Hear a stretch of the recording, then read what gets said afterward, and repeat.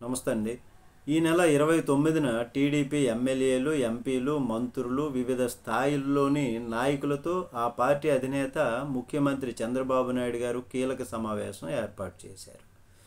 అయితే తన వద్ద అందరి జాతకాలు ఉన్నాయి, ప్రతి ఒక్కరూ గురించి కూడా క్షేత్రస్థాయిలో సర్వేలు చేయించాను, నివేదికలు తెప్పించుకున్నాను అని హెచ్చరించారు. అలాగే ప్రతిరోజు నలుగురు ఎమ్మెల్యేలతో మాట్లాడతానని, తీరు మార్చుకోకపోతే నెక్స్ట్ టైం టికెట్ ఇవ్వబోనని కూడా ఆయన తేల్చి చెప్పారు. అయితే ఇలాంటి హెచ్చరికల్ని పట్టించుకునేటటువంటి పరిస్థితుల్లో ప్రజాప్రతినిధులు లేరని చెప్పవచ్చు. ఎందుకంటే సంపాదన పైన రుచి మరిగినటువంటి ప్రజాప్రతినిధులు సీఎం చంద్రబాబు హెచ్చరికలు రుచించవు వారికి.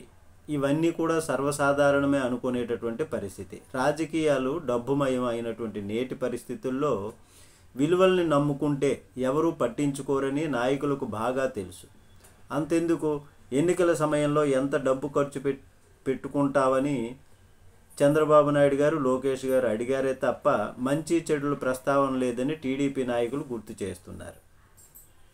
మీడియాలో ప్రచారం కోసం సీఎం చంద్రబాబు హెచ్చరికలు చేస్తుంటారని కూటమి ప్రతినిధుల అభిప్రాయము. మరీ ముఖ్యంగా చంద్రబాబు అంటే భయము, భక్తి క్రమంగా పోతున్నాయి. దీనికి కారణం లేకపోలేదు. రానున్నటువంటి రోజుల్లో టీడీపీని నడిపించేది లోకేష్ అని, ఆయనతో మంచిగా ఉంటే సరిపోతుంది అనేటటువంటి అభిప్రాయం. మొన్నటి కీలక సమావేశానికి గైర్హాజరైనటువంటి ఎమ్మెల్యేల్లో సీనియర్లు, జూనియర్లు ఉన్నారు.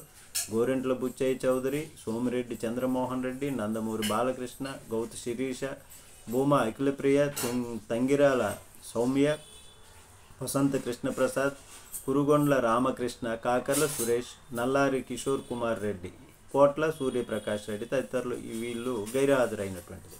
అయితే ప్రభుత్వంలోనూ పార్టీలోనూ లోకేష్ అనధికార పెత్తనం సాగుతున్నటువంటి నేపథ్యంలో చంద్రబాబును వాళ్ళంతా లైట్ తీసుకున్నారు. ఏదైనా ఉంటే లోకేష్తో మాట్లాడుకోవచ్చు అనేటటువంటి అభిప్రాయం ఉంది.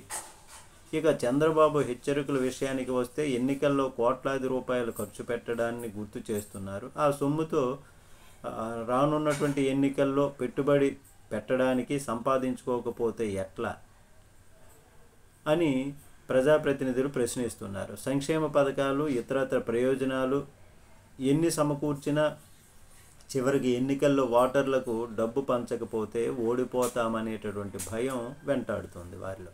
దోపిడీ వద్దని, చెడ్డ పేరు వస్తుందని వారిస్తున్నా వినిపించుకునే పరిస్థితి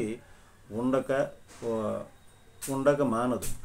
అయితే ఎందుకంటే రాజకీయాల్లోకి సేవ చేయడానికి తాము రాలేదని ప్రజాప్రతినిధులు తేల్చి చెబుతున్నారు. రాజకీయాలను వ్యాపారంగా చూడడం వల్లే పెట్టుబడులు, ఆదాయం ఇవే చూస్తున్నారు. అందుకే అధికారం ఉన్నప్పుడే సంపద వెనకేసుకోవాలనేటటువంటి గట్టి సంకల్పంతో నాయకులు ఉన్నట్టుగా ఇప్పుడు తెలుస్తున్నటువంటిది.